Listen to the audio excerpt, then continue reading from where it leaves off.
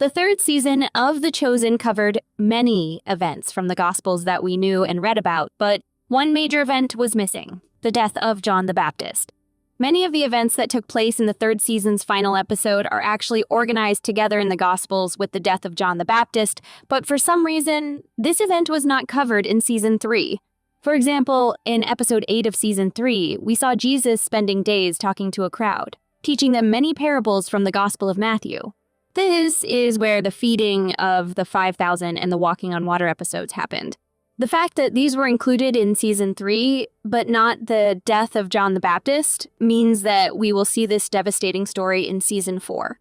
Depending on the pace of Season 4, John the Baptist's death could occur at the beginning or at the end.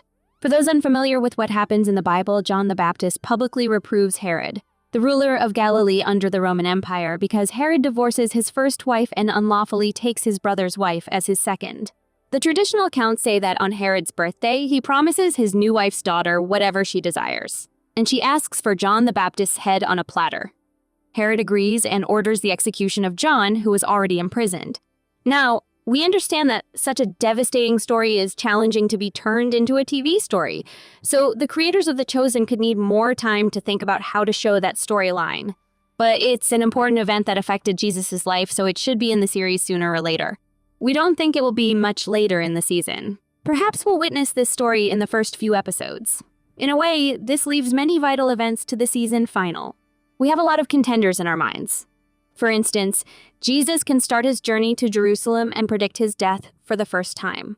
In the Gospels, his first prediction occurs after Peter proclaims him as the Messiah, another big event that could be shown in Season 4. After Peter's proclamation, Jesus talks about how he has to suffer through many things and how one of them is to be killed. Peter can't fathom the idea of Jesus' death and objects. And this is where Jesus tells him, "Get behind me, Satan," thinking that it was the devil who tempted Peter to say these words.